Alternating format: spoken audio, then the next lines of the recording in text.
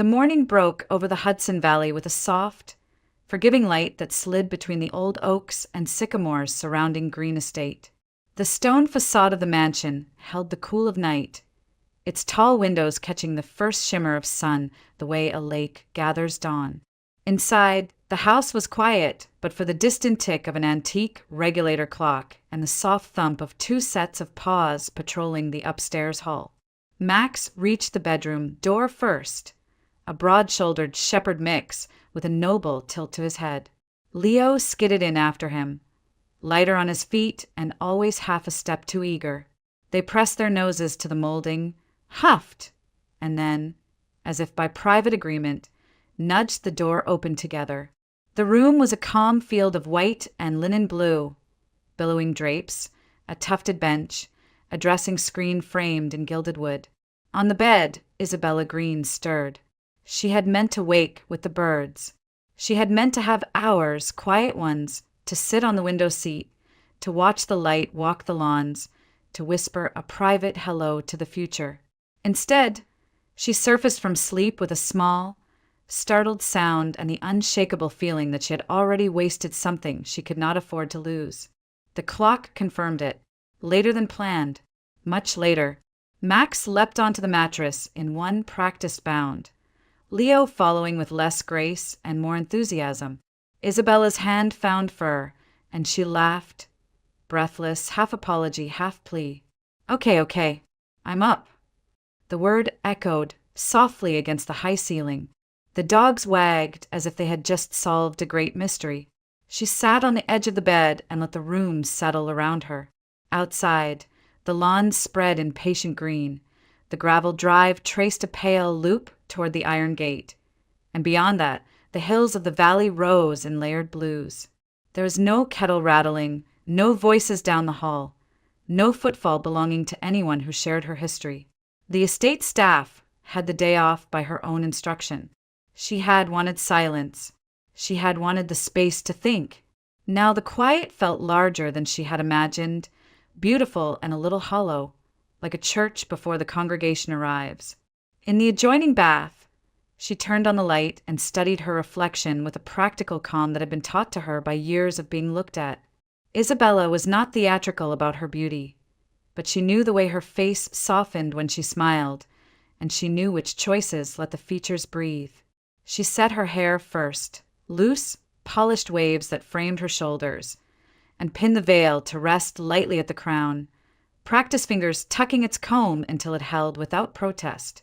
A light touch of makeup followed, a veil of foundation, a sweep of warm neutrals on the eyes, a clean line, a mouth that looked like her own. The motions were deliberate, steadying. She did not rush them even as the clock pressed. Back in the bedroom, the dress waited on the mannequin by the window. Silk fell in a measured column, a study in restraint and grace, the kind of fabric that caught light and returned it quietly. The bodice shaped itself to her without argument. The train answered gravity in a soft, confident line. Isabella unhooked the dress and stepped into it as if stepping into a story she had read many times, careful not to snag the hem, careful to breathe. The zipper rose without incident. She stood a moment, still, palms on the silk at her waist, feeling the dress settle. Happiness flickered through her the way sun flickers through leaves. Brief, sincere, a small warmth moving over the heart. She let it be. There was another feeling beside it, harder to name. Not dread, not regret, but a thinner air where family should have been. She had friends waiting. She had a life that looked, in many ways, like it should. Yet the day did not arrive holding hands with the voices she once would have expected. The facts sat there, simple and heavy. She adjusted the veil, met her own eyes in the mirror, and nodded once, as if answering a question she had asked herself. Max and Leo circled at her feet as she chose her shoes, ivory satin with a discreet silver detail at the toe. She fastened the straps, stood, and practiced one step, then another, to be sure nothing pinched. The bouquet had been delivered earlier. Pale peonies, white ranunculus, a whisper of eucalyptus. She lifted it, breathed in the cool green, and felt the smallest portion of the room's silence loosen. Time, however, did not loosen. It accelerated. She checked her phone. The battery slept at a sliver. She plugged it in while she gathered the final details: license, lipstick, a small vial of perfume, and told herself 5 minutes would be enough. It was not. By the time she unplugged, the screen insisted on red. She tossed the charger into her bag anyway and crossed the hall with the veil trailing like breath. The house opened before her. The long gallery with its family portraits, the library with its dark wood and ladder, the foyer where light pooled on the black and white marble. She moved through it with the easy ownership of someone who had walked these rooms in every season. At the front door, the summer air met her, warm and forgiving.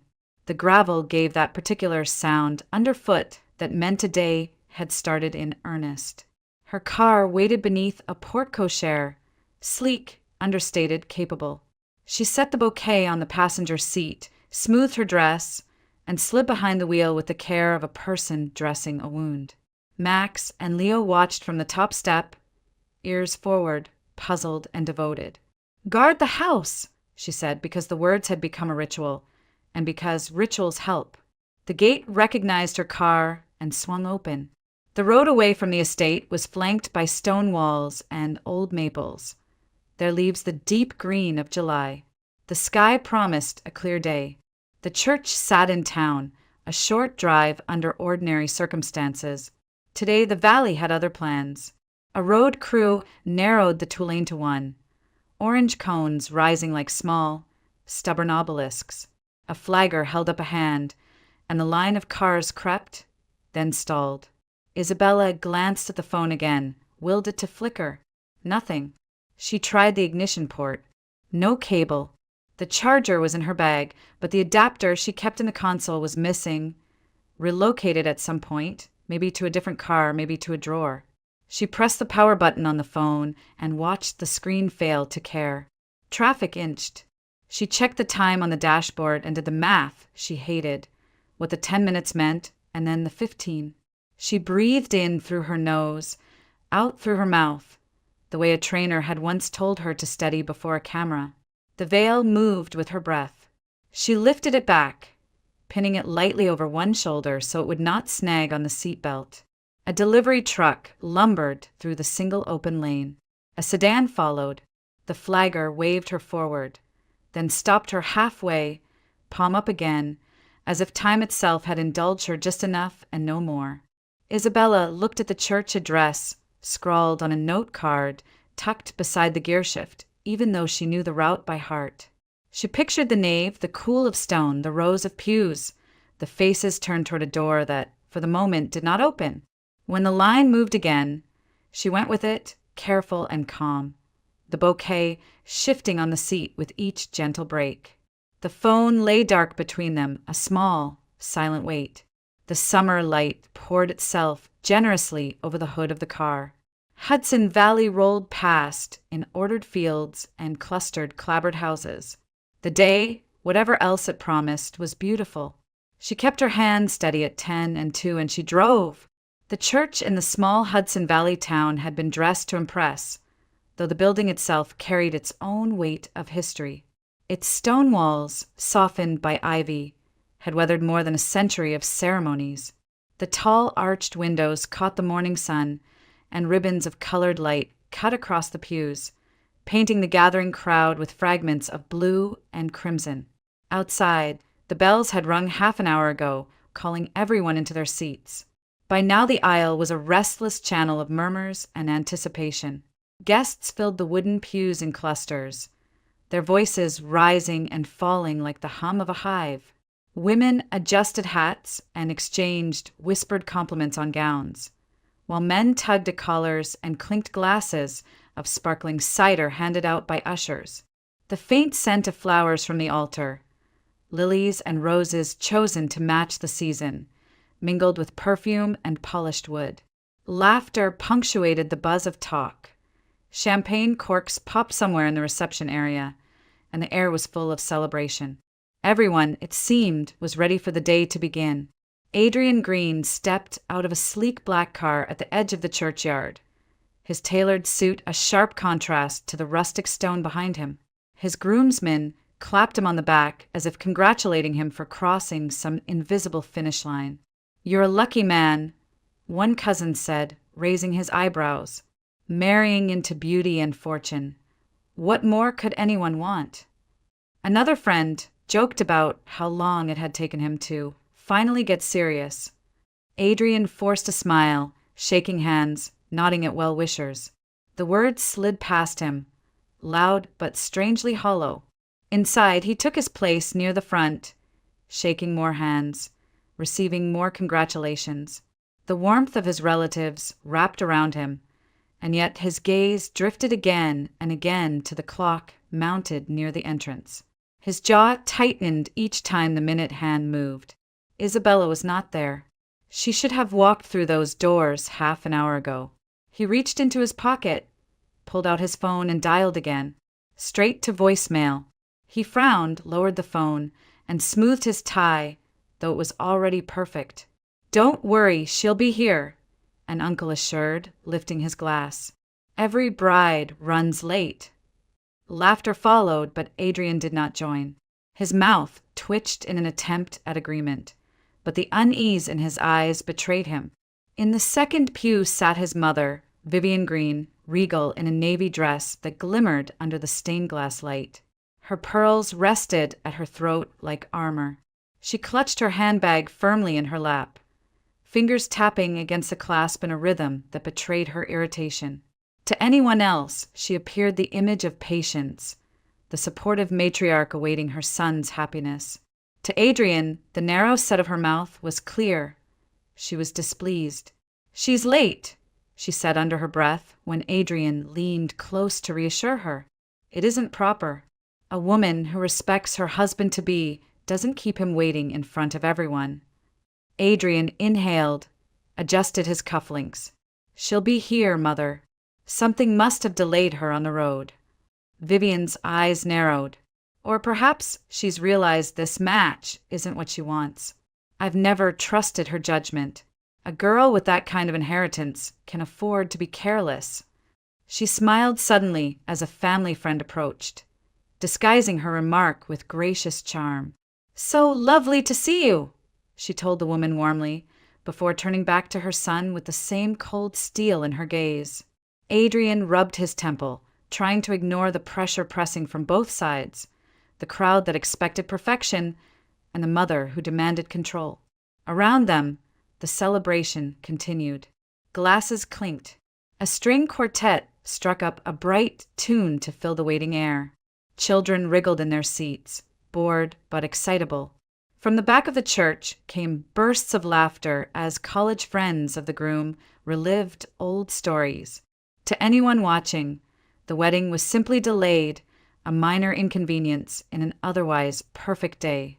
But Adrian knew the longer the clock ticked, the more questions would follow. He caught sight of the officiant pacing discreetly near the altar, flipping the service booklet in his hands. Ushers whispered at the back doors, peeking outside as if a car might appear any moment.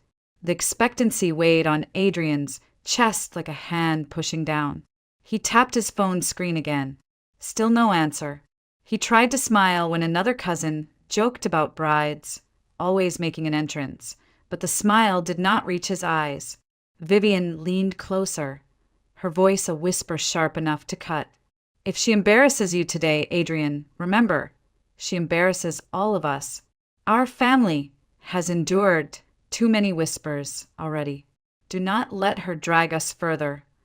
He straightened, shoulders tight, unwilling to argue yet too unsettled to agree. The noise of the church swelled around them.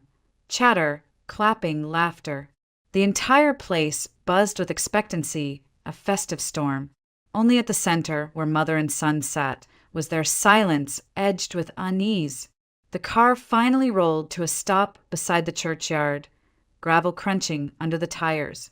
Isabella gathered her bouquet, straightened her veil, and drew one steadying breath. From outside, the sound of the string quartet filtered through the heavy oak doors, measured notes meant to soothe a waiting congregation. She reached for the handle, intent on slipping inside quietly, perhaps with enough grace to make her lateness seem deliberate. But as she circled the side of the building toward a less crowded entrance, voices halted her steps. The low rumble of Adrian's voice carried through a half-open window near the vestry. Isabella slowed, the heel of her shoe catching against the stone path. She had not meant to listen. She had only been searching for a quiet way in. But her name in his mouth froze her. She'll never know, Mother. She trusts too easily. Once we're married, the green estate is ours to manage. The rest will follow. Adrian's tone was confident, calculating, a cadence she had never heard in him before. Her breath caught. For a moment, she wondered if she had misunderstood, if nerves had twisted the words. Then Vivian's voice answered, crisp and deliberate. Do not get complacent. A woman with that fortune cannot remain naive forever. We will need more than her trust. We'll need leverage.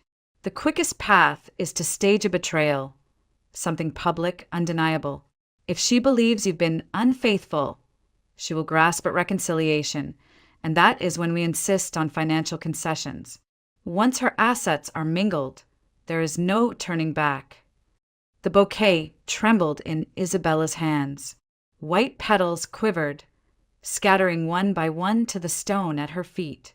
Her pulse thundered in her ears, drowning the quartet's music, drowning the polite murmur of guests beyond the wall. She leaned closer, unable to stop herself, the veil brushing against rough stone. Adrian's reply was laced with a cold amusement that hollowed her chest. A staged affair. Convenient. A photograph, a whispered rumor. She is soft, she will break quickly. After that, she will sign whatever papers I place before her. Vivian's laugh followed, low and satisfied. Good. Remember, appearances must be kept. Today you smile, you vow, you play the devoted husband. But the real ceremony begins afterward, when we shape her into compliance. Isabella staggered back, her heels scraping loud against the gravel. For an instant, she feared they had hurt her. But the voices inside continued, absorbed in their own scheme. She pressed herself against the wall, lungs tight, eyes wide. The bouquet slipped from her grasp entirely, tumbling to the ground, stems bent, petals bruised. She stared at it without seeing, vision blurred by sudden tears. Her body shook as if the earth itself had tilted beneath her. Just hours ago she had stood in her bedroom mirror, steadying her breath, convincing herself that happiness was possible, that love was real. Now those certainties shattered like glass underfoot. Every word from that window carved into her with surgical precision, stripping away the illusions she had so carefully tended. She lifted a trembling hand to her mouth, but the sob escaped anyway, raw and small. Memory flooded in without mercy, her father's absence, the lonely echo of family dinners in a house too large for one, the hollow birthdays with only friends to fill the chairs. She had believed Adrian was different, that he offered not just affection but belonging. Instead, she had opened her gates to betrayal. Her knees weakened. She crouched, steadying herself against the wall, veil falling forward to blur her vision further. The scent of crushed peonies rose from the broken bouquet, mingling with the salt of her tears. She wanted to move, to run, to scream, yet her body remained rooted, caught between disbelief and devastation. Her chest tightened until each breath was a labor, a fragile thread threatening to snap. Above her, the church bells marked the quarter hour, their peal a cruel reminder that the congregation waited, unaware of the theater unfolding behind the stone walls. Guests inside laughed, adjusted programs, admired the flowers. They believed they were about to witness a union blessed by love. Isabella now knew it was a transaction, cloaked in vows. She pressed her palm flat against the cool stone, grounding herself. The wall was real. The betrayal was real. There would be no return to ignorance. The life she had imagined, built on shared trust, shared hope, had dissolved before it could begin. Her tears slipped silently down, darkening the silk at her bodice. She wiped at them, but they fell faster, ungovernable, each one a testament to a heart learning the depth of its wound. Her legs shook as she forced herself upright, bouquet abandoned. She tried to breathe through the storm inside, but the betrayal pressed against her ribs like a vice. She looked toward the church doors where the music swelled, where 100 faces awaited her arrival. And she knew, whatever she did next, she could not walk that aisle as the same woman who had left Green Estate that morning. Something fundamental had been taken from her, and something else, harder, sharper, was forming in its place. The air behind the church was still, broken only by the faint strains of music seeping through the stained glass windows and Isabella's uneven breaths. She pressed her hand to her chest, trying to steady the tremors running through her. The bouquet lay crushed on the gravel, petals scattered like fragments of a life she no longer recognized. She didn't hear the footsteps at first, soft, quick, purposeful, until a voice cut gently through her haze. Isabella. Natalie Brooks's tone carried both alarm and affection. The tall brunette in a slate blue dress hurried toward her, lifting the hem of her gown to move faster. A moment later, Chloe Bennett appeared from the opposite corner, followed closely by Erin Wallace. The three women, her closest friends since college, had left their seats when whispers of the bride's delay grew too loud to ignore. Natalie crouched beside her first, steadying Isabella's shoulders. What happened? You're pale as a ghost. Isabella tried to form words, but her throat tightened. A sob escaped instead, raw and unguarded. Chloe knelt on the other side, brushing the veil gently back from Isabella's face. Hey, it's us. You don't have to hold it in. Tell us. The sight of their faces, familiar, unwavering, broke whatever dam remained. Between shallow breaths, Isabella choked out fragments. Adrian, his mother, their plan, the words she'd overheard. The story spilled in broken pieces, punctuated by her tears. Natalie's jaw clenched. Chloe's eyes flashed with anger. Erin, always the most pragmatic, pressed a hand to her temple as if to contain the fury building there. When Isabella finished, silence held them a beat too long. Then Chloe spoke, her voice low and sharp. That snake. I knew something about him never sat right. But this? Using you, plotting with his mother like it's some business deal? He doesn't deserve to breathe the same air as you. Natalie's grip on Isabella's shoulders tightened with fierce loyalty. You are not going back in there to marry him. Absolutely not. We'll leave right now. We'll drive you anywhere. Hamptons, Boston. Europe if we have to. You don't owe him or that woman a thing. But Erin shook her head, eyes narrowing in thought. Wait, running gives them what they want. The whispers will start before the ceremony flowers wilt. People will say you were unstable, unreliable, that Adrian was the victim of cold feet. And then they'll circle back to your inheritance, claiming you couldn't handle it. That plays directly into their hands. Isabella lifted her face, streaked with tears, searching Erin's gaze. So what am I supposed to do? Walk down that aisle and let them destroy me from the inside out?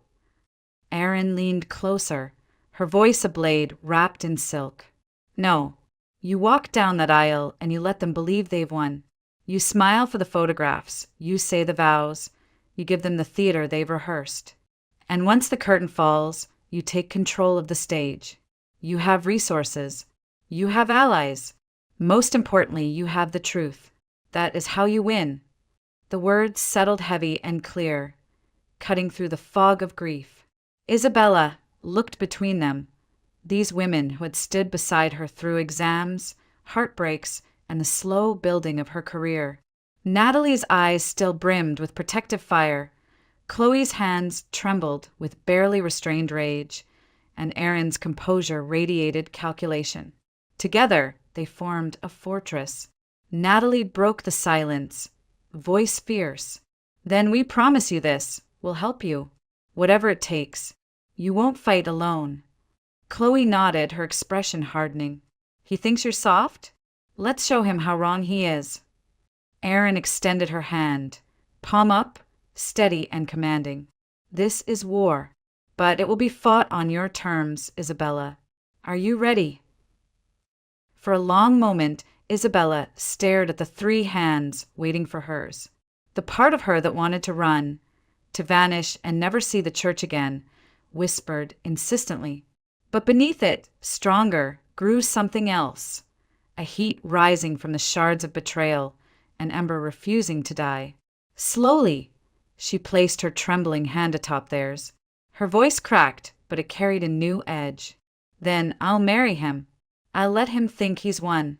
And when the time comes, I'll make sure he regrets every word I heard today. Natalie drew her into a fierce hug, careful not to crush the veil. Chloe joined, wrapping her arms around them both, while Erin placed a steadying hand on Isabella's back. For a moment, the world outside, the music, the murmurs, the ticking clock, faded. There was only the circle of friendship, warm and unbreakable. When they pulled apart, Chloe retrieved the ruined bouquet, shaking loose the gravel. "We'll fix this," she said, handing it back with a defiant smile. One petal at a time. Isabella accepted it, even in its battered state. The flowers mirrored her heart, bruised, bent, but still held together by unseen strength. She inhaled, straightened, and adjusted her veil. The bells chimed again. Inside, the congregation stirred, eager for the bride. Isabella wiped the last of her tears, lifted her chin, and walked with her friends toward the door. She would step into that church, not as a victim, but as a strategist. The betrayal had cut deep, but it had also awakened something harder, sharper. And that would be the foundation of her revenge. The organ filled the nave with solemn chords as the doors at the back of the church swung open. Every head turned, every guest rose in unison, and the murmur of anticipation hushed to reverent silence. Isabella stepped forward on steady feet, the veil falling like gauze over her face. To anyone watching, she appeared radiant, the very image of a bride entering into love and promise. Only she knew that each step was hollow, her heart clenched against the memory of whispered betrayal. Natalie, Chloe, and Erin had guided her to this moment, their presence a silent wall of strength just outside. Now Isabella walked alone, bouquet in hand, past rows of smiling faces. Cameras clicked. Guests dabbed at their eyes. She forced her lips into a soft smile, the kind brides were expected to wear. But behind the veil, her jaw locked tight.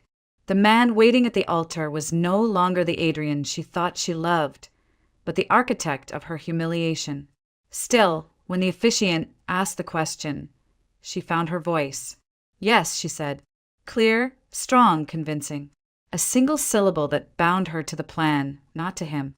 Adrian slipped the ring onto her finger, his hands warm, his eyes shining with a performance practiced to perfection. The congregation sighed in delight.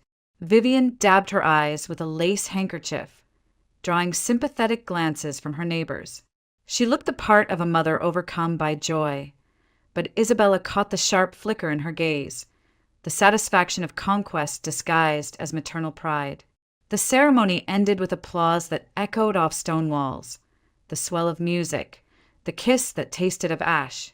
The celebration spilled into Green Estate that afternoon.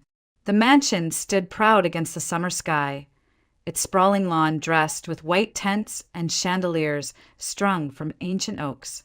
Tables glittered with crystal, silver, and endless flowers, orchids, roses, hydrangeas in pale cascades.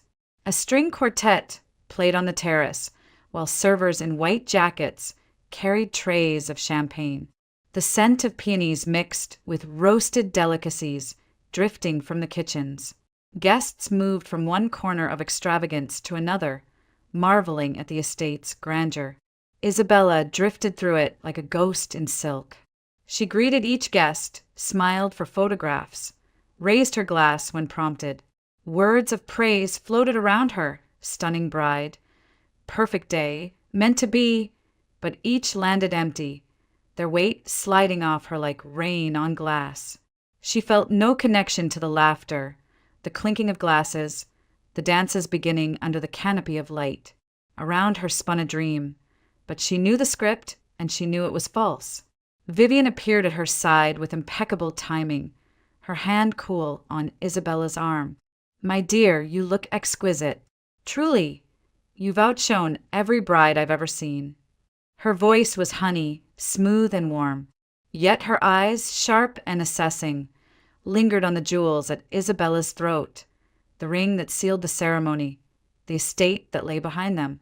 The corners of her smile never softened, only sharpened, as if each compliment carried its own barbed hook. "Thank you," Isabella answered, tone even, betraying nothing. Vivian leaned closer, whispering, "You'll learn quickly that appearances are everything in this family.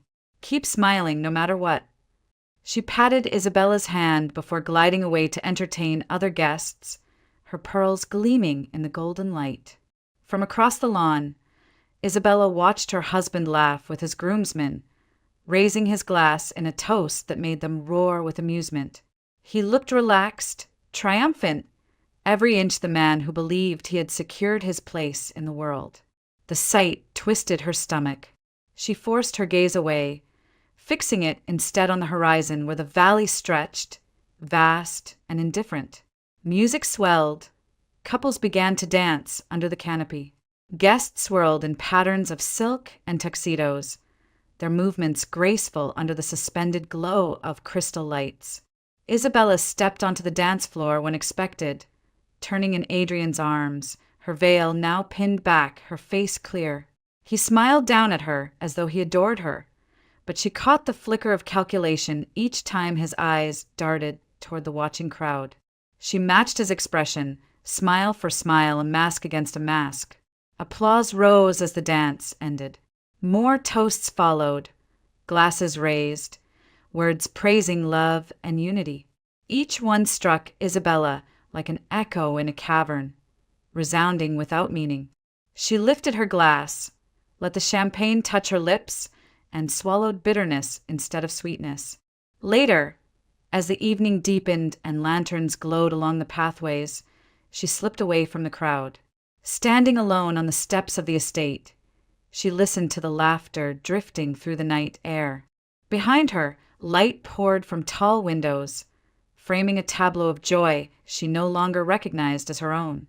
She tightened her grip on the railing, the cool iron grounding her. Everything around her, the vows, the smiles, the feasts, was theater, and she was the lead actress, bound to perform a role written by others. But in the quiet, away from the clinking of glasses and Vivian's watchful eyes, Isabella let her smile fall. The hollowness of the day pressed down on her, heavier than the gown, heavier than the ring. She closed her eyes and whispered to herself, unseen, unheard, "This is not the end. This is only the beginning." The weeks that followed the wedding unfurled like a gilded curtain, each day draped in appearances that glimmered only on the surface. To Adrian, it was supposed to be the beginning of his reign, the season when Isabella, softened by vows and romance, would let him into her financial world. Instead, what began was a slow unraveling, subtle at first, then relentless. Isabella played her role with perfect precision.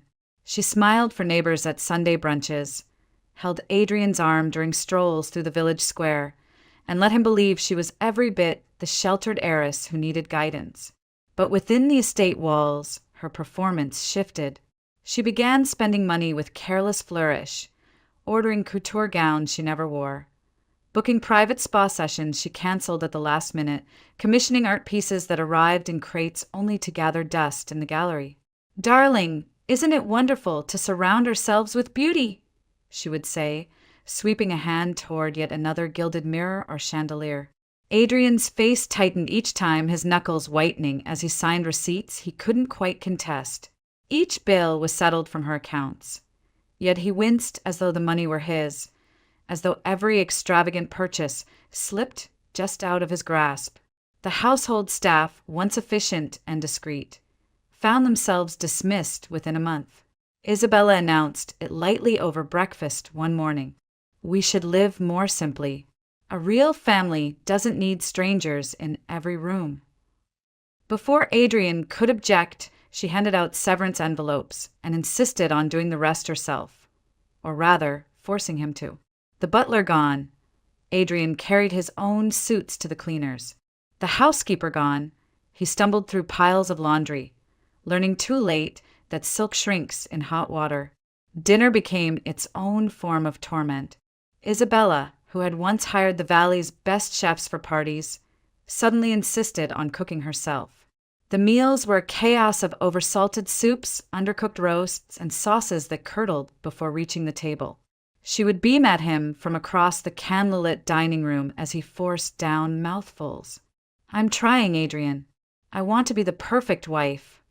He chewed, swallowed, and nodded, his stomach twisting both from food and frustration.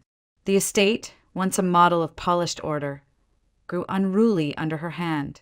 Rooms filled with unopened boxes, hallways cluttered with flowers left too long in vases. Adrian tripped over stacks of fashion magazines on the stairs, bruising his shin, while Max and Leo chased each other through the gallery, their paws leaving streaks across polished floors. The dogs, once affectionate companions, seemed to sense Isabella's unspoken cue.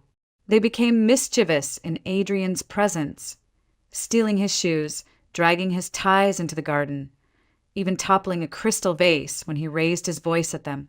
Each accident left him red-faced and cursing, while Isabella appeared moments later with a sympathetic smile. They're just spirited, she said, scratching behind Max's ears as if rewarding him. When Adrian sought refuge in his study, Isabella began hosting gatherings. She filled the estate with old acquaintances, artists, and philanthropists who praised her generosity. She organized charity luncheons, benefit concerts, and art exhibits, each one eating through more of her fortune in Adrian's eyes.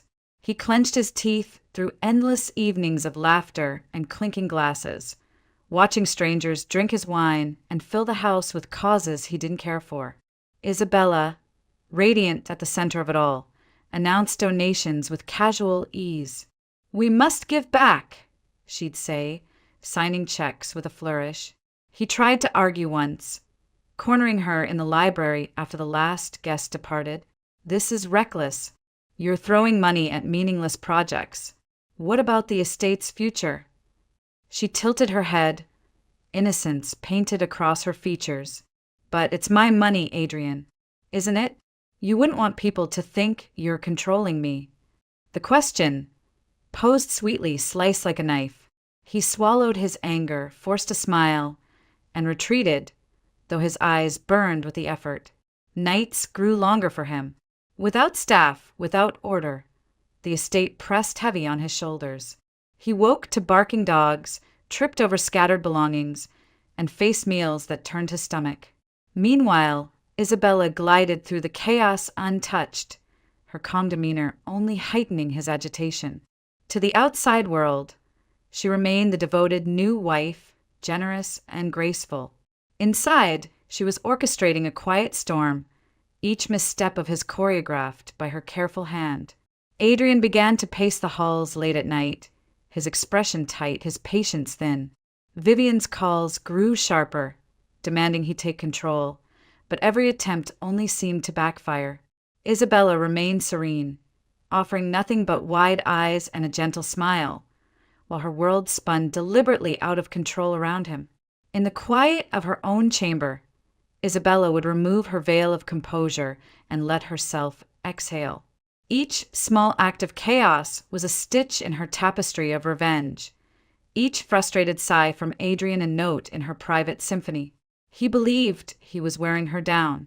In truth, he was being slowly unraveled, thread by thread, until there would be nothing left but the ruin he had built for himself. By the end of the second month, Adrian Green was unraveling. The sharp, self-assured man who had walked into the church with his chin lifted high now looked perpetually unshaven, his eyes shadowed from restless nights. The Green estate, once his imagined prize, had become a cage of constant demands. laundry baskets that never emptied, meals that made him queasy, and 2 dogs that seemed to live for his humiliation. He sat at the breakfast table one morning, staring at a plate of rubbery eggs Isabella had lovingly prepared. Max darted under the table, yanking at his socks, while Leo barked at a pigeon perched outside the window. Adrian's patience snapped. He shoved the chair back, muttered a curse, and stormed from the room. By noon, he was pacing the library with the phone pressed to his ear. "Mother, I can't live like this," he hissed, his voice ragged. "She's turned the house upside down. I can't get a moment's peace. I thought she'd be easy to manage. She's anything but—" On the other end, Vivian's voice cracked like a whip. "You sound pathetic, Adrian. You are letting her control the narrative. A woman like Isabella thrives on appearances. If you can't bend her to your will, at least act like you have some authority." Adrian pressed a hand to his forehead. "I've tried. Every conversation circles back to the same thing. It's her money. She hides behind that prenup you insisted we tolerate. I need more time." Vivian's tone sharpened. "Time is the one thing we don't have. People are watching. Do you think her friends haven't noticed the way she flaunts that fortune? They'll remind her every day that she doesn't need you. You must create leverage, and you must do it now. Stage the affair we discussed. Make her doubt herself. Once she feels exposed, she'll grasp at reconciliation, and you'll seize her signature then." Adrian's jaw clenched. He hated the idea of orchestrating his own downfall in public view, yet his mother's words held the ring of necessity. "Fine," he muttered. "I'll find a way." While Adrian seethed under his mother's pressure, Isabella moved quietly in a different direction. One gray morning, she drove into Manhattan under the pretense of a shopping trip. The car slid past traffic on Fifth Avenue before pulling up outside a discreet brownstone where a brass plaque bore the name Patrick Donovan, attorney at law. Inside, the air smelled faintly of leather and old paper. Patrick, a man in his late 50s with silver hair and a gaze that missed nothing, rose to greet her. He had been her family's counsel for years, handling trusts and estates long before Isabella came of age. He gestured her into a chair, his manner calm but purposeful. "What's troubling you, Isabella?" he asked. She folded her hands tightly in her lap. "Adrian and his mother. I overheard them before the wedding. They only married me for money. They're planning to corner me, to stage an affair, to strip me of everything my parents left me. I need to know legally how safe I really am." Patrick listened without interruption, his fingers steepled. When she finished, he leaned forward. "First, let me assure you, your inheritance is separate property under New York law. The green estate, the accounts in your name, the trust your father established. None of that can be touched in a divorce unless you choose to commingle funds. That means unless you put Adrian's name on your accounts, or you pour money into assets jointly held, he has no legal right to them." Relief flickered in her chest, but it was tempered by caution. "And the prenup?" Patrick nodded. "Ironclad. It specifies that all premarital and inherited assets remain yours alone. Adrian signed it voluntarily, with full disclosure of your finances. Courts in this state uphold such agreements unless fraud or coercion is proven. He cannot claim ignorance. And as for Vivian, she has no standing whatsoever. She is not a party to your marriage, and the law does not grant her control over your estate." Isabella exhaled, tension leaving her shoulders. Yet anger smoldered where fear had been. "So legally they're powerless." "Exactly," Patrick said. "They may try manipulation, but in the eyes of the court, they have nothing. Your best defense is patience. Let them act first, and when they do, we'll be ready." She sat taller in the chair, the weight of betrayal transforming into something sharper, steadier. The law was on her side. The trust her father had left was not a chain, but a shield. For the first time since that terrible morning behind the church, Isabella felt the ground solid beneath her feet. When she returned to Green Estate, Adrian was sulking in the study, a glass of whiskey in hand despite the early hour. He didn't notice the subtle shift in her posture, the calm fire in her eyes. To him, she still appeared the soft bride, distracted with parties and frivolities. He had no idea she had already secured her fortress. That night, as she lay awake listening to the restless pacing of her husband down the hall, Isabella pressed her hand against the cool sheets and allowed herself a silent vow. She would not crumble. She would not run. She would let them believe she was weak until the moment came to show them the truth. And when it did, Adrian and Vivian would discover that the woman they thought to manipulate was far stronger than either of them had ever imagined. The office of Patrick Donovan carried the weight of authority in every detail. Mahogany shelves lined with thick legal volumes, brass lamps casting pools of light across polished oak, leather chairs that seemed built for confessions and verdicts alike. Outside, Manhattan's bustle beat against the windows, muted by heavy glass. Inside, the atmosphere was quiet, expectant. Adrian Green arrived with his mother, both dressed as though appearances alone could command respect. Adrian's tailored suit hung looser than before, his exhaustion showing in the slackness of his jaw and the faint shadows beneath his eyes. Vivian, however, radiated sharp energy, her navy silk dress immaculate, her pearls gleaming like trophies. She carried a leather folder under her arm, her posture that of a general entering battle. Patrick greeted them calmly, shaking hands with professional courtesy, though his eyes flickered with something colder when they settled on Vivian.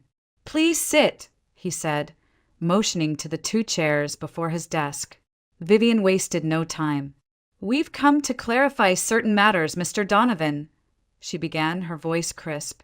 "My son has married into the Green fortune, and naturally we expect his role in managing those assets to be recognized.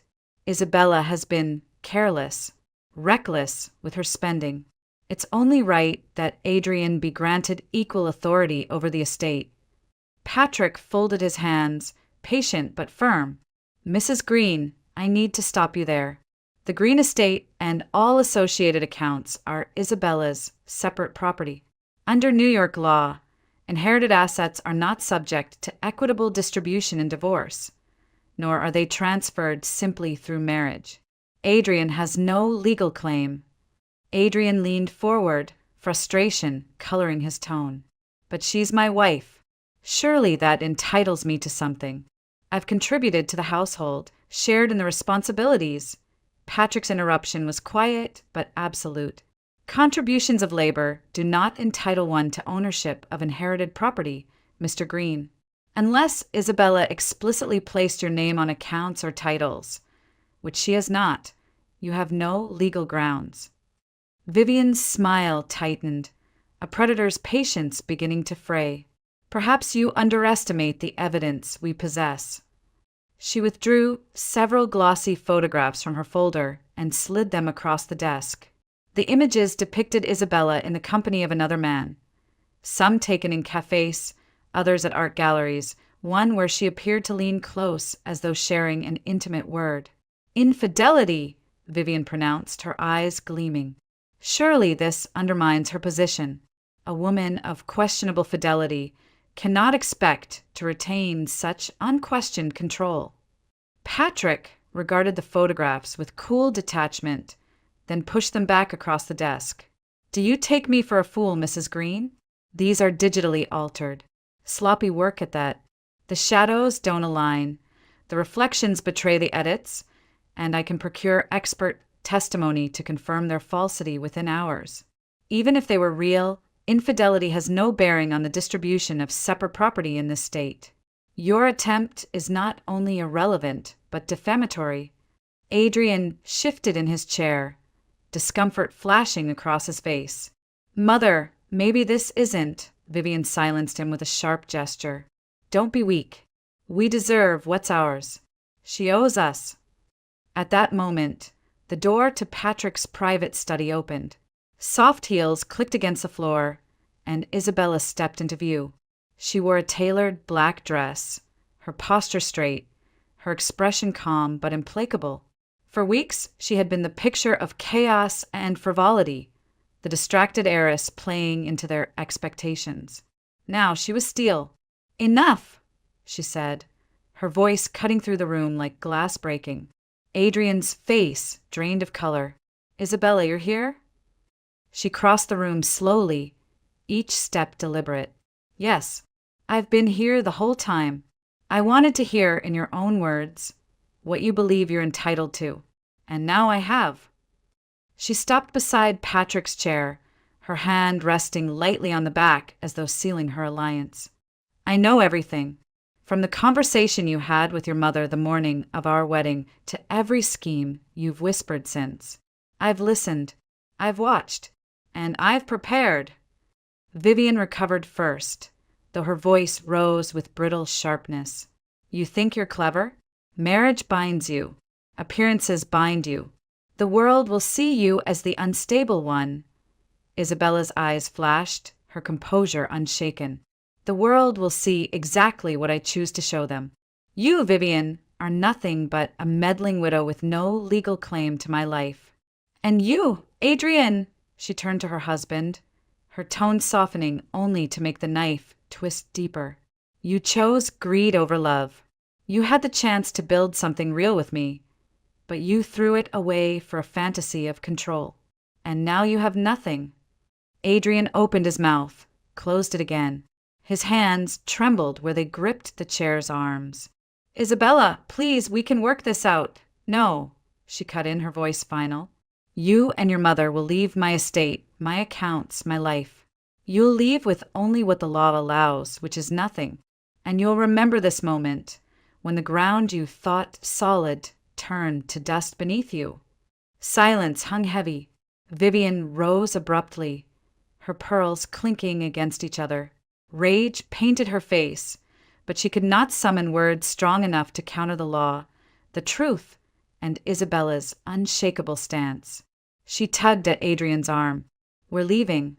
He followed, pale and broken, his eyes darting once more toward Isabella as if searching for the softness she had once given him. But it was gone. She stood like marble, resolute, watching them retreat. The door closed behind them with a muted thud. For a moment the office was still, the only sound the faint rustle of paper on Patrick's desk. Isabella inhaled, releasing the weight she had carried for weeks. Patrick's voice was quiet but approving. "You handled that with remarkable clarity. They won't trouble you again." She nodded, though her gaze lingered on the closed door. "They thought they could break me. Instead, they revealed exactly who they are. And now they'll live with that truth." The showdown had ended, not with raised voices or scandal, but with law, resolve, and the unmasking of betrayal. For Adrian and Vivian, it was ruin dressed as defeat. For Isabella, it was the first taste of freedom. The divorce papers arrived on a Thursday morning, bound with the efficiency of the Manhattan courts. Isabella signed them in her lawyer's office with a hand that did not tremble. The pen glided smoothly, sealing the end of her brief and poisonous marriage. Adrian had offered no resistance in the end. There was nothing left for him to cling to, no loophole through which he could claw at her inheritance. Vivian, humiliated by Patrick Donovan's dismantling of her schemes, had withdrawn into bitter silence. Together, mother and son faded from her life like shadows at noon, leaving behind only the faint trace of lessons too costly to forget. When she stepped back onto the city sidewalk, Isabella inhaled deeply, as though she had been holding her breath since the morning of the wedding. The air carried the bite of salt from the Hudson, and for the first time in months, it tasted like freedom. She allowed herself a small smile, not of triumph, but of release. Justice had been served, not with fireworks or scandal, but with clarity and law. The revenge was in the dignity of walking away intact, while her enemies collapsed under the weight of their own ambition. Days later, the summer sun drew her eastward to the Hamptons, where the sea opened in wide, endless blue. Natalie, Chloe, and Aaron had insisted she join them for a long weekend. A baptism, Chloe had called it, into your new life. They arrived together in a convertible, hair whipping in the salty wind, laughter rising with the cry of gulls overhead. The beach stretched before them in golden arcs, waves curling against the shore with a rhythm that seemed to cleanse the very air. The estate they rented overlooked the ocean, its wide veranda set with lanterns and white canvas chairs. Each night, they gathered there to watch the sun sink into the horizon, painting the water with streaks of fire before surrendering to twilight. One afternoon, they boarded a private yacht, the deck polished and waiting, champagne chilling in crystal flutes. The sea lifted them gently, the horizon stretching wide and unbroken. Music played softly from hidden speakers, blending with the hiss of waves against the hull. Isabella leaned on the railing, the wind catching her hair, the salt spray cooling her skin. For the first time in what felt like years, she felt light. Natalie raised her glass high, eyes shining. To Isabella, she declared, to strength, to courage, to reminding men like Adrian that some women cannot be bent.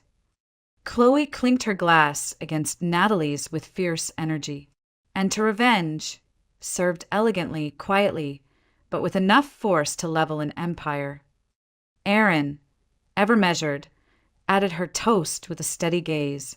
To freedom, because nothing is sweeter than living life on your own terms, while those who sought to control you fade into irrelevance. They all turned to Isabella, waiting for her words. She held her glass, its bubbles rising like small promises, and looked out over the water. The horizon shimmered, vast and unyielding, and in its expanse she saw herself. Not the broken bride who had overheard betrayal, not the woman drowning in silence at her own reception, but someone remade, sharpened whole. She lifted her glass. To beginnings, she said softly, then louder with conviction. To a life that is mine, free of chains, free of lies. To the women who reminded me of my strength, who stood beside me when I might have fallen. And to the truth, that the sweetest revenge isn't destruction. It's building a life so full, so free, that those who tried to diminish you are forced to watch from the shadows. The words hung in the salt air, carried on the breeze, answered by the crash of waves against the yacht's bow. They drank together, the champagne crisp and cold, laughter following like a second wind. As the sun sank low, casting the sea in molten gold, Isabella felt the weight of the past months dissolve. The memory of Adrian's calculating smile, Vivian's piercing gaze, the hollow vows spoken beneath stained glass. They were no longer shackles. They were chapters closed, lessons etched, but no longer defining.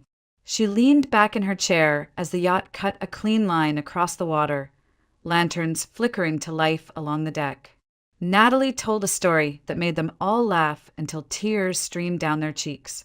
Chloe danced barefoot across the boards, carefree and radiant. Erin reclined with her glass, watching them with quiet pride. Isabella watched her friends, her sisters in spirit, and felt something deeper than victory, belonging. The night grew darker, stars piercing the sky, constellations reflected in the black mirror of the sea. Isabella tilted her head back, letting the cool wind brush her face. She thought of her father's estate, her inheritance, the legacy she had been forced to defend. It no longer felt like a burden or a fortress. It was a foundation, and she was ready to build upon it, not for Adrian, not for anyone else, but for herself. As the yacht sailed farther from the shore, laughter spilling into the night, Isabella Green closed her eyes and let the sound of the sea carry her forward. The revenge had been sweet, the freedom sweeter still, and the future stretched before her, wide, infinite, waiting. The silence was a living thing. It crawled down the hallway, slipping in under the door before my parents did. I was sitting on the edge of the couch, a frozen shadow of myself, with one hand trembling against the side of my face. The bruise under my eye had started to bloom, an angry smear of purple and red against skin that barely felt like mine anymore. My breathing was shallow, not because of the pain, but because I knew they would see it. And they did. The door creaked, opened slowly.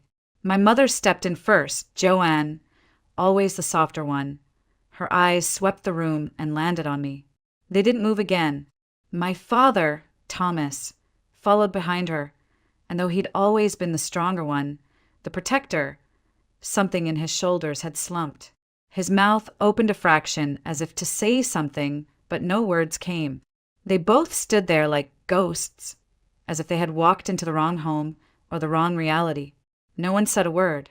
Brandon leaned back in the armchair beside me, legs crossed like a king in his palace, sipping from a bottle of warm beer, the label half peeled by his twitching thumb. He didn't even look at me. His eyes went straight to them, and a smirk spread across his face. He raised his bottle like a toast. "Welcome, dear guests," he said. His voice echoed against the walls, thick with sarcasm and victory. I didn't move. I couldn't. My hands were clasped tightly in my lap, fingers digging into the fabric of my jeans, and I kept my eyes on the floor, too ashamed to meet theirs. I had imagined this moment for weeks, how they'd come in, rush to me, pull me into their arms and say, "Enough!" But instead there was just air, cold, still, and full of absence. Joanne's lips were pressed into a thin line, the kind that held back everything. Anger, heartbreak, helplessness. Thomas avoided my face completely, his gaze darting to the furniture, the floor, the peeling paint by the baseboards, anywhere but the bruise. I wanted to tell them it was okay, that I was fine, that I didn't need them to fight for me, but that would have been a lie. Brandon shifted in his seat. "Looks like we're all one big happy family," he drawled, his tone laced with something venomous. His fingers drummed lightly against the beer bottle. He didn't need to raise his voice to assert control. His presence alone was enough to fill every corner of the room with a thick, choking fog. My stomach curled inward. My voice had withered somewhere, deep in my chest. Then, just as suddenly as they had come, my parents turned around. Joanne gave me one last look, half a breath caught in her throat, and Thomas placed a hand on her back, guiding her silently toward the door. Their footsteps faded down the hallway like ghosts exiting a scene they couldn't bear to confront. Brandon let out a low, satisfied chuckle. "See," he said, his voice smooth as glass. "Even your precious parents know when to shut up." I didn't reply. The tears I had been holding back finally spilled over, hot and slow. They didn't burn from pain, not anymore. They burned from shame and something else I couldn't name yet. Something deeper, something stirring. My parents had seen me and left, just like that. As the door clicked shut, I felt something inside me split. Not loudly, not in anger, but in exhaustion. I wasn't surprised, but I was broken in a new way. I sat still in the silence, no longer hoping anyone would come to save me. Brandon turned up the volume on the TV, flipping through channels without watching anything. I stayed where I was, staring blankly at the floor. The walls felt smaller than ever. The lights overhead flickered once and returned to a steady glow. Somewhere outside, rain had begun to fall against the window, but even that sound felt too far away to reach me. I was alone, and yet I wasn't. Not entirely. Something had changed. I didn't know what it was yet, but the silence my parents left behind wasn't empty anymore. It was holding its breath. I don't remember how long I sat there after they left. Time became a blur, a flickering haze of silence, and the dull hum of the television. The bruise on my cheek throbbed dully, but it was nothing compared to the ache in my chest, the kind that comes when your last line of defense simply walks away. I was still frozen when the lock clicked again. It startled me, sharp and sudden, like a gunshot in a quiet room. Brandon didn't even turn his head. He remained sprawled on the couch, beer in hand, one leg slung over the armrest like he owned the place, and me. I heard my name through the crack of the door. Elise, my mother's voice was barely more than a breath. I stood up as if in a trance, legs stiff and cold. The door creaked open, and there they were again, Joanne and Thomas, framed in the doorway like statues that had wandered back by mistake. My mother held a small grocery bag to her chest, like a peace offering, her hands trembling. My father's jaw was clenched tight, his eyes shadowed. He looked older somehow, smaller. They stepped inside, cautious, like they were afraid that one wrong movement might set off a landmine. I watched them carefully, not because I feared them, but because I was afraid to hope. Afraid that maybe this time they would do something. Brandon chuckled low in his throat. "Back so soon?" he asked, rising to lean against the kitchen doorframe. "Come to join the tea party?" His smile was crooked and smug, but his eyes glittered with something darker. Ownership, amusement, contempt. He was savoring their discomfort. No one responded. My mother moved past him, keeping her gaze down, and headed to the kitchen. She set the kettle on the stove with shaking hands, her fingers fumbling for the switch. The sound of water filling the kettle was louder than it should have been. I watched her in silence, and it broke my heart. Thomas remained in the hallway, hovering near the entrance, like he couldn't bring himself to cross fully into this new reality. His presence felt half-formed, a shadow of the man who once lifted me onto his shoulders during county fairs and whispered bedtime stories about stars. "I'll put the kettle on," Joanne murmured, her voice so quiet I almost missed it. She busied herself with mismatched teacups, placing them gently on the table like they were symbols of order in a collapsing world. But no one reached for them. The tea steamed silently, untouched, as if even it refused to acknowledge what was happening in this house. Brandon remained in the doorway, arms crossed, watching us like a predator assessing its territory. His eyes swept over my mother, then to my father, and finally rested on me. "You've got quite the audience tonight," he said under his breath, just loud enough for me to hear. I said nothing. I kept my hands folded tightly in my lap, afraid they might shake if I let them go. The room felt like it was spinning in slow motion, Sakan stretching like taffy, too long, too quiet, too cruel. My father cleared his throat awkwardly. "How's work?" he asked, his voice brittle and forced, like a man reading a script that didn't fit the scene. I didn't know what to say. "It's fine," I whispered, even though it wasn't. Even though I had called in sick twice this week, just to avoid walking into the office with another excuse. Thomas nodded stiffly. "And Brandon? How's he been treating you?" he added, not looking up. The silence between his question and my answer was heavier than the walls. "Everything's fine," I said, my voice a hollow echo. Brandon snorted. "Couldn't be better," he added with mock cheer. His voice laced the air with venom, daring anyone to contradict him. Joanne's eyes flickered up then, briefly but with fire, a flicker of something fierce. But she bit her lip and turned away, afraid, perhaps, of what that spark might cost us all. The kettle began to gurgle, a soft, domestic sound that clashed violently with the tension pressing down on us, like storm clouds. Still, no one touched the cups. We sat there like actors in a play none of us had agreed to perform in. The table between us felt like a ravine we couldn't cross. I wanted to scream, to beg them to see me, but I said nothing, because silence had become my second skin, and fear was its twin. Brandon stretched lazily, letting out a fake yawn. "This was fun," he muttered. "Let's do it again sometime." My parents didn't respond.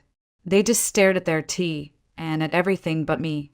And in that moment, surrounded by hot drinks no one wanted and love that had forgotten how to speak, I realized something chilling. They weren't just afraid of him. They were afraid of what would happen if they actually acknowledged the truth. They didn't stay long. Maybe 15 minutes, maybe 20, I couldn't tell anymore. Time inside that apartment had its own strange rhythm. Everything either moved too fast or not at all. When my parents stood up to leave, there was no drama. No final words. Just the scraping of the chair against the tile and the sound of my father clearing his throat. Joanne lingered for a moment. Her eyes met mine, not fully, not bravely, but enough to make something twist in my chest. Then she stepped forward and pulled me into a quick, trembling hug. "Stay strong, my darling," she whispered, her voice fraying at the edges. I felt her breath catch against my hair. She let go quickly, as if afraid that if she held on longer, something inside her would snap. Thomas offered a small nod. That was all. They left. And this time, they didn't come back right away. The door closed. The lock clicked. And Brandon chuckled again, standing now in the kitchen, one hand resting lazily on the fridge door. That's that, he said. Even your folks know how to keep their mouths shut. I told you, nobody wants you. He said it with such confidence, such satisfaction, that for a second, I believed him. But only for a second. He turned away and wandered back to the couch, flipping through TV channels like nothing had happened. As if my bruise wasn't real. As if my parents hadn't just walked into this theater of cruelty and chosen to play the extras with no lines. I stared at the closed door, and something inside me began to bend, not break but shift. Meanwhile, just a few blocks away, the silence inside my parents' car was unbearable. Rain streaked across the windshield like veins on glass, and the wipers moved in slow, anxious sweeps. Joanne sat in the passenger seat, her hands curled into fists in her lap. Her shoulders shook, not violently, not loudly, but enough for Thomas to notice. He didn't speak right away. His knuckles tightened around the steering wheel, the leather creaking slightly under the pressure. The dashboard lights cast a faint orange glow on his face, making the lines around his mouth look deeper, heavier. Finally, Joanne reached into her purse with fingers that trembled and pulled out her phone. She opened the gallery. There were photos. She had taken them secretly while Brandon wasn't looking. A picture of my face, tilted toward the kitchen light, the bruise swollen and raw. Another of my wrist, marked by the shadows of fingers that gripped too hard. One of the hallway mirror where a hairline crack spread outward like a web, a silent witness to a recent outburst. Joanne turned the phone toward Thomas, her voice barely holding itself together. Look, she said. Look what he's done to her, and we just sat there. Thomas didn't take the phone. Not right away. When he finally did glance at it, his jaw locked tight, and he turned away again. We should have done something long ago, he said quietly. Long ago. The words sounded like they weighed 1,000 pounds. They sat there for another moment, the rain tapping softly above them. Then Thomas started the car and turned toward the east side of town, toward Nathan's apartment. Nathan lived in a brownstone on the corner of Franklin and Charles. 3 flights of narrow stairs, creaky and worn. He answered the door almost immediately. He saw their faces before they could speak, Joanne's tear-streaked cheeks, the way Thomas kept shifting his weight like he couldn't stand still, and his eyes sharpened. What happened? He asked. Is Elise okay? Joanne didn't answer. She just handed him the phone. Nathan's face changed as he scrolled. He'd seen abuse before. He was a lawyer, after all, but this was his sister. This was Elise, the girl he used to walk to school. The girl who once told him she wanted to open a bakery when she grew up. The girl who used to hum under her breath while sketching cupcake designs on napkins. The silence that followed was brief, controlled. He handed the phone back, his voice low and clear. This ends now. He reached for his coat, his keys, his wallet. I'm calling the police. He didn't ask for permission. He didn't wait to be talked down. He dialed the number like he'd done 100 times before. Yes, he said. I'd like to report a domestic violence case. Victim's name is Elise Granger. Suspect, Brandon Wolfe. Address, 2120 Ashland Court, apartment 3B. Every syllable was precise, professional, but there was fire in his tone, a fire he no longer intended to contain. He looked up at our parents. I'm going to her, he said. I need to make sure she's safe. Thomas opened his mouth, closed it again. He just nodded. Nathan was already halfway down the stairs before either of them could catch their breath. Back in my apartment, I was still standing by the window, staring out at the blurred lights of the city, unaware that somewhere in the distance, the storm had already begun to turn in my favor. The rain hadn't stopped. It painted the window in trembling lines, washing the outside world into a blur of lights and shadows. I stood there, one hand resting against the cool glass, my reflection fragmented by water. Brandon was behind me, somewhere on the couch, half asleep or half drunk or both, the TV murmuring nonsense into the air. He hadn't spoken in over 15 minutes. That was rare. But I didn't trust the silence. It never meant peace. Only pressure. Only the next explosion waiting in the dark. I should have felt relief that my parents had returned, and then left again without a fight. I should have told myself they didn't make it worse. But it didn't feel like mercy. It felt like confirmation that what I was enduring was invisible. I don't know how long I stood there, but when my phone buzzed in my back pocket, I jumped. My heart slammed into my ribs like it was trying to escape. I glanced over my shoulder. Brandon didn't move. I stepped into the hallway, shielding the light with my body as I looked at the screen. Unknown number. I hesitated. My thumb hovered over the screen. Then I picked up. "Elise," said a voice, calm, steady, unmistakable. "It's Nathan." I couldn't speak right away. My throat closed like it had forgotten how. "Nathan." I whispered. "Mom and Dad came to me," he said, his words fast but clear. "They showed me everything. The pictures. Your face. Your arms." I turned slightly, still facing the window. My voice was barely a breath. "They told you." "They didn't need to," he replied. "The photos said enough." He exhaled, sharp and decisive. "I've called the police. Officers are on the way to your apartment now." The word police hit me like cold water. My knees nearly gave out. I pressed my back to the wall for support. "Wait, Nathan, I didn't ask for that. You didn't have to," he said, firm. "It's the right thing, Elise." "No." My voice cracked. "You don't understand. He said if I ever told anyone, if I ever involved the police." Nathan cut me off gently, but with a force I hadn't heard from him in years. "I do understand. But I also know that every hour you stay, there is another hour you're gambling with your life." Tears welled up again.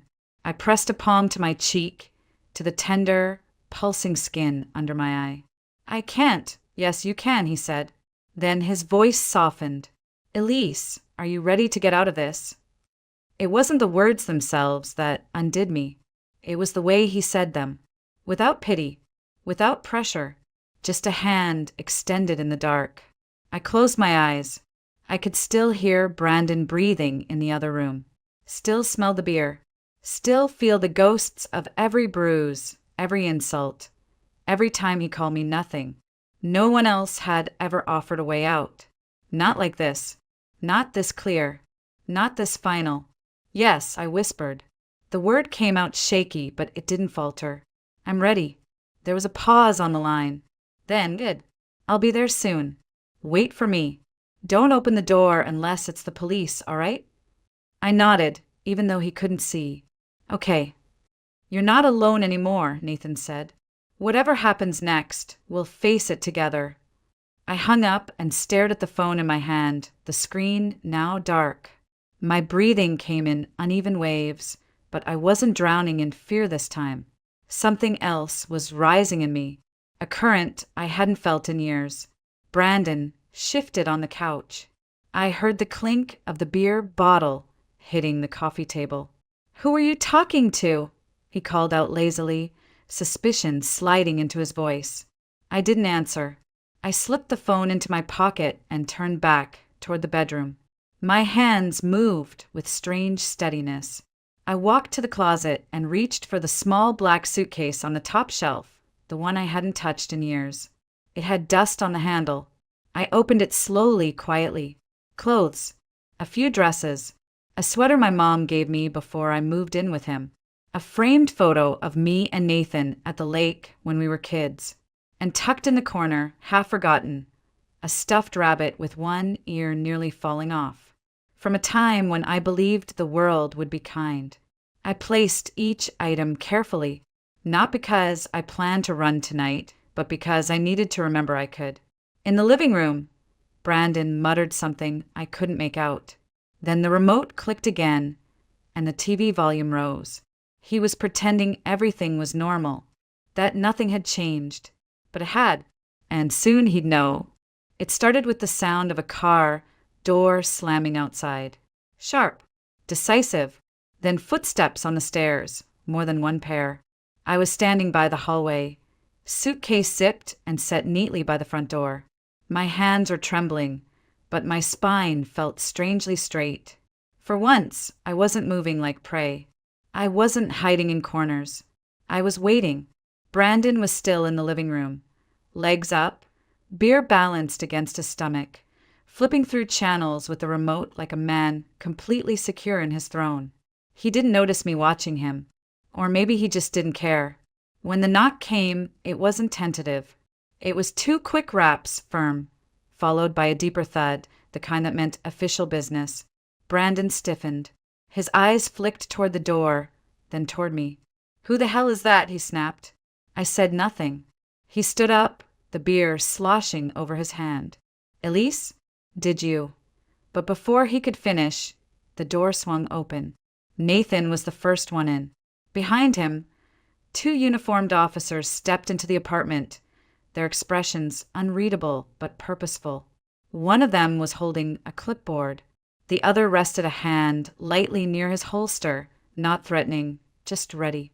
Thomas stood just outside in the hallway, face ashen, eyes sunken like he hadn't slept in days. I stood to the side, not moving, not speaking, my back against the wall and a folder clutched tightly in both hands. It was everything. The photos, the doctor's reports, a timeline of bruises and breaks, the evidence no one could look away from anymore. Brandon scoffed, his voice rising with false bravado. "What the hell is this? You bringing your brother over to play cop?" Nathan didn't flinch. His tone was low but ironclad. "Brandon Wolfe," he said clearly, "you're being detained for suspected domestic assault against Elise Granger." Brandon's face twisted. "You can't be serious. This is insane. I didn't touch her." His eyes snapped to me. "Elise, tell them it was an accident, that you fell, right? You always say that." I didn't speak. I simply stepped forward and handed the folder to Nathan, who passed it to the officer without a word. The officer flipped it open, scanned the first few pages, and his mouth tightened. The other officer took out his notepad. Brandon took a step toward me, his voice rising. "Elise, come on. Don't do this. Don't throw everything away over one bad night." Nathan stepped between us. "Stay away from her," he warned. Brandon sneered. "You think I'm scared of you?" "You don't have to be," Nathan said, "but you will respect the law." The room was spinning now, but not in the way it used to. It wasn't panic, it was release. Years of silence cracking open, like a dam finally breaking. "You're all out of your minds," Brandon yelled. "You've got no proof. This is all her word. She's lying." The officer lifted the folder. Photographs, medical records, testimonies from witnesses. "It's all here. If you have anything else to say, you can do so at the station." Brandon lunged again, pure rage boiling to the surface. But the second officer moved fast, locking one arm behind his back. "Don't resist," the officer said. "It'll only make things worse." Brandon thrashed once, twice, his voice cracking. "You'll regret this. I've got connections. I'll ruin all of you." But no one flinched. My father stepped slowly into the apartment, his eyes never lifting to meet mine. He looked like a man walking through ash, as if every item Brandon had touched in that space now burned his skin. He didn't say a word, only watched as they secured Brandon's wrists, read him his rights, and guided him out. Brandon turned once more in the doorway, eyes burning with hate. "Elise, you'll come crawling back. You don't have anyone but me." I didn't blink. I didn't move. I simply stood there as they walked him out, and with each step he took down that hallway, I felt something loosen in my chest. A chain gone, a weight lifted, a version of myself I no longer owed anything to. Nathan turned to me once they were gone. "You okay?" I couldn't speak, but I nodded. We're not done yet, he said gently. You'll need to go to the hospital. Get the injuries documented properly. Mom will go with you. Behind him, Joanne stepped forward, slowly at first, as if unsure I'd let her near. Then she wrapped her arms around me tightly, fiercely, and whispered, "It's going to be okay, sweetheart. I promise." I stood still in her embrace, and for the first time in years, I believed her. The taxi ride to the hospital felt like a dream wrapped in fog. My mother sat beside me in the back seat, holding my hand like it was the only thing anchoring her to the present. She didn't speak much, and neither did I. The city blurred past the windows, wet streets, red lights glowing through the drizzle. The occasional pedestrian hunched under a broken umbrella. I watched it all in silence, but inside, I was shifting. At Strong Memorial, a nurse led us into a small room with white walls and soft fluorescent lighting. The doctor was kind, measured. He took his time, documenting each bruise, each scratch, each shadow of injury along my body. I sat still, letting him work. I didn't cry. I didn't flinch. Joanne stayed by my side the entire time, her grip never loosening. I could feel the shame radiating off her. Years of denial, of inaction, all compressed into that one chair beside the exam table. When we were done, they gave me a folder, my own copy of the truth. Not a story, not a suspicion, evidence. Back at the apartment, Nathan was already working at the kitchen table. Legal documents spread across the surface like maps of a battlefield. He was filling out a restraining order request, typing with practiced speed and frightening clarity. My father sat across from him, sipping tea with both hands wrapped around the cup. His fingers were shaking. He didn't speak much, either. I stepped into the room, and the atmosphere shifted. Nathan looked up, and for the first time since I was a child, I saw something in his face I hadn't seen in years: admiration. He pushed the papers aside. "How are you holding up?" I wanted to say I was fine, that I felt strong, but all I could offer was a quiet, okay. It was the truth. Not perfect, not whole, but okay, and that was enough. He nodded and leaned back. "It feels unreal, doesn't it?" I smiled faintly, then looked away, like I'm watching someone else's life from the outside. "No," he said gently but firmly. "This is your life, the one you're finally taking back." I walked into my room and closed the door behind me. My suitcase was still there by the wall, unopened since we left. But something in the room had changed. It didn't smell like fear anymore. The air felt different, lighter. I sat on the bed, running my fingers over the worn fabric of the plush rabbit I'd packed earlier. It was a silly thing, maybe, but it reminded me of who I was before all of this. Before Brandon. Before silence became survival. In the hallway, I could hear my father moving. Quiet steps. Purposeful. I opened the door slightly and peeked out.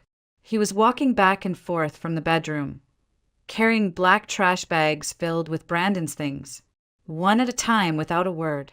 He didn't ask where to put them. He didn't comment. Each trip was a quiet act of apology, of atonement. A father, finally, trying to protect the daughter he had once failed. Joanne stood at the sink, rinsing out the teacups no one had drunk earlier. Her movements were steadier now. No trembling, no hesitations. She placed the cups upside down on the towel, then reached for the kettle again. But this time, it wasn't out of nervousness. She wasn't trying to soothe anyone. She was just making tea, like a mother in a home that was finally safe again. Later that night, we all sat together at the kitchen table.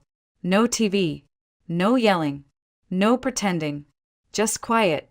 But not the kind of silence that used to haunt me, the kind that meant people were walking on eggshells or holding their breath. This silence was different. It was full of space, of possibility. Joanne reached across and brushed a loose strand of hair from my face. "I'm sorry," she whispered. "I knew he was hurting you. I thought if we ignored it, it might go away. I thought speaking up would only make it worse." "I understand," I said softly. "But it's over now. We're going to live differently." I won't go back to silence. Not again.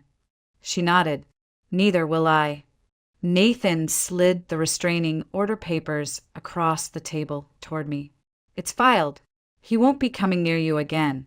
You have my word. My eyes met his. I didn't thank him, not with words. Just a long look, filled with something that had no name yet. A kind of peace that was still fragile, but real. Later, I lay in bed, listening to the wind outside. The apartment was quiet, peaceful. The kind of quiet that used to feel dangerous, now felt like a lullaby. My body still ached, and my heart still carried bruises no doctor could diagnose. But I felt something new in my chest. Breath. For the first time in years, I exhaled without fear. The weight was still there, but it was no longer pressing me into the ground. I was lighter. I was free. Brandon once told me no one would ever come for me, that I was alone. He was wrong. Someone did come for me. Nathan, my parents, myself. And now, I'm never going back.